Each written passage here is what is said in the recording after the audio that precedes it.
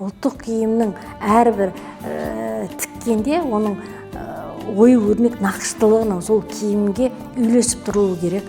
Оның пішім үйлесуі керек. Оның әрбір деталіне салған ойымыз үйлесіп тұру қажет. Кезінде ата-бабаларымыз, қазірде де бар ғой, ұлттық киімнің ең маңыздысын, ең қымбатысын хандар киген болған, және хандардың қыздары ұзатылып жатқанда кигізген болатын. Әлеуметтік жағдайына қарай қарапайым халықтың да ондайға жағдайы жетпеген күнде де өзінің қарапайымдылығын, қазақтың құндылығын жойған емес. Атадан балаға мирас болып келе жатқан ұлттық киім өзіміздің қазақ екенімізді білдіріп тұрады. Қазақтың киімінде мен айтамын, еш жерде жоқ. Қазіргі таңда біздің киімге де, ұлттық салт дәстүрімізге де сырт жақтан қызғанып та қараушылар көп. Бір ою, бір тарих.